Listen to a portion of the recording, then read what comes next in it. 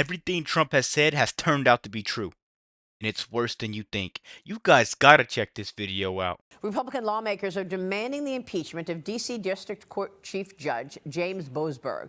New documents show he signed off on subpoenas for phone records of 10 senators, sitting senators, as part of the special counsel Jack Smith's Arctic frost investigation.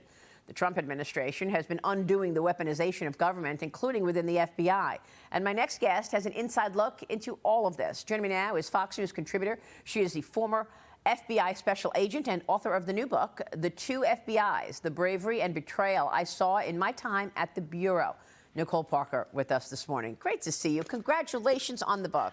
Thank you so much, Maria. I really am honored to be with you on set. And I just have to say, for your audience, you were the person that really inspired me to walk away from the FBI. I would watch your reporting, and you always spoke the truth, and you have always been a great supporter and advocate for me, and I just want to personally tell you thank you. Oh, my goodness. Thank you so much. You know, it's been a crazy 10 years where we've actually had this front row seat into an incredible amount of weaponization and potentially a conspiracy against President Trump. When he was candidate, when he was president, what did you see in the FBI that really soured you on all of this? That's a great question, because there were so many things that I saw, Maria, but I can tell you, and I talk about it really distinctly in my book, there's an entire chapter dedicated to James Comey. James Comey changed the game, and I would tell you that on July 5th of 2016, when he got out on that press conference and he stood before the American people and said that no reasonable prosecutor would charge Hillary Clinton, and then made this prosecutorial decision, which was completely inappropriate, out of his lane, that's the moment that I knew that the FBI had been politically weaponized. We had become a pawn, and it was wrong, and it just continued to ramp up. Again, that's back in 2016.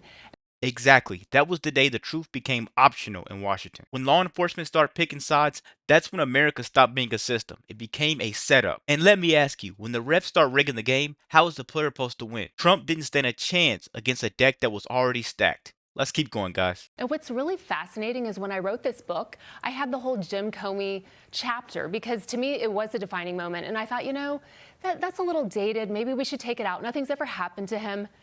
But lo and behold, here we are, and everything is coming to fruition. And everything that I knew was happening at the FBI, it was happening, and I am completely validated. It is disgusting, it is despicable, and it is wrong. Well, I mean, you're right. A judge will soon review the grand jury materials in the case against Jim Comey. They want to determine whether or not to give those materials to Comey's legal team.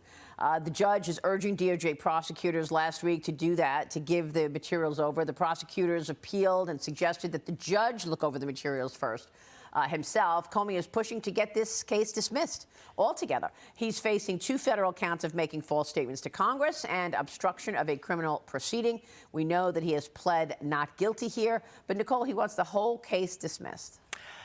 You know what? He's very, very all about putting everything onto everybody else. But when it comes back to himself, he wants no responsibility or accountability. And you know what, James Comey? Those days are over.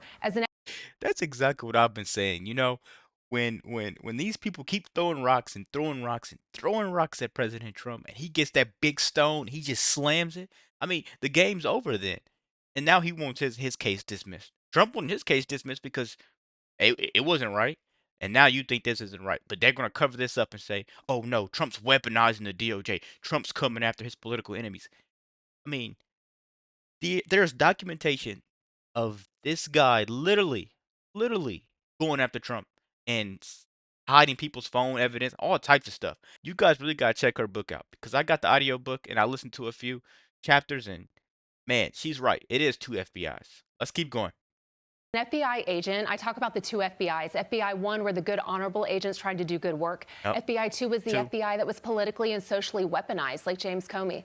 And you know what? There's nothing more the FBI 1 would like to see than full accountability for James Comey, because he single-handedly started the downfall and the entire destruction of the FBI, and he needs to be held accountable. He needs to face real consequences, because he ruined our entire reputation. You made a decision to go work for the FBI. You wanted to do good work. You were doing good work in Florida. You were pursuing crime, getting the bad guys. You lost your dear friend Laura. Listen to this. You write about all of that in your book.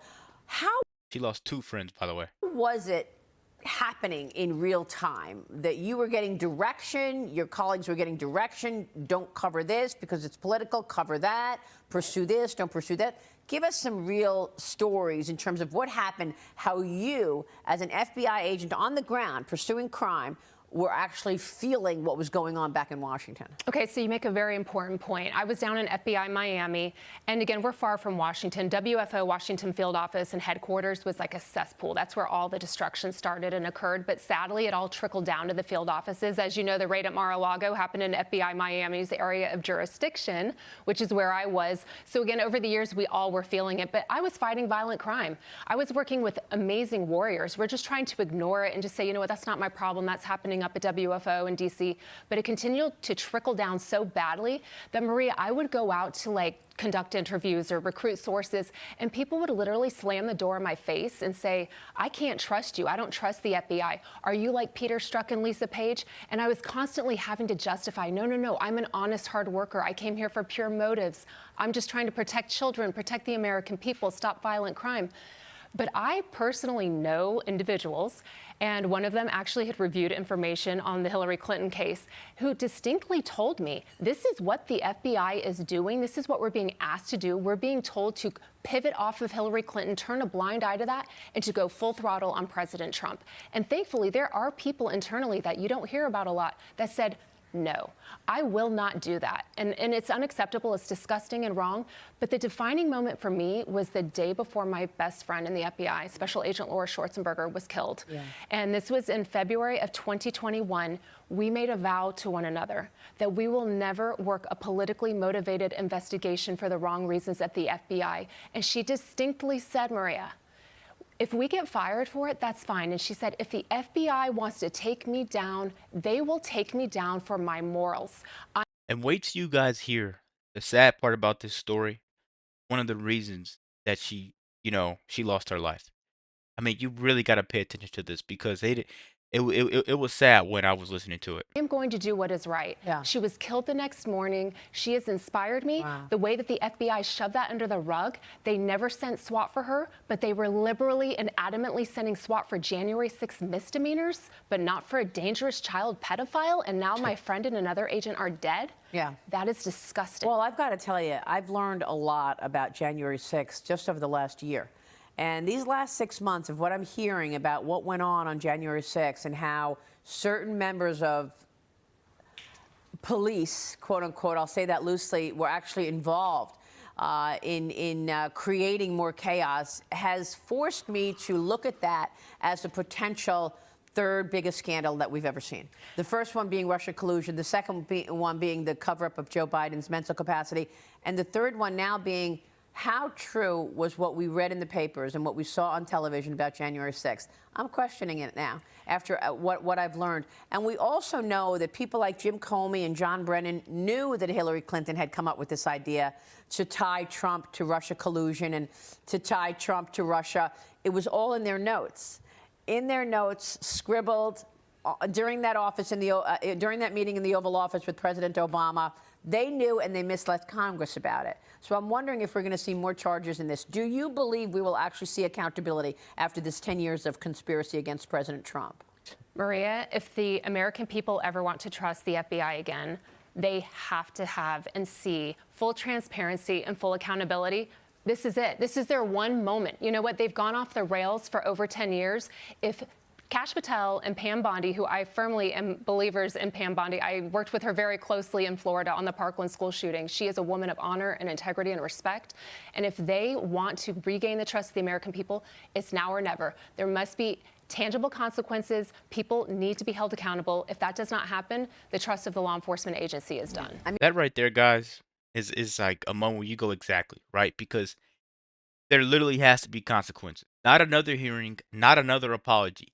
Consequences. I mean, if these people can target a sitting president and get away with it, what do you think they can get away with doing to you? You know, you really got to think about stuff like that. Trump is doing exactly what the people elected him to do, exposing the system. Let me know what you guys think about this quick video. Be sure to like, comment, subscribe if you're new. And as always, let me know what you react to. We're out.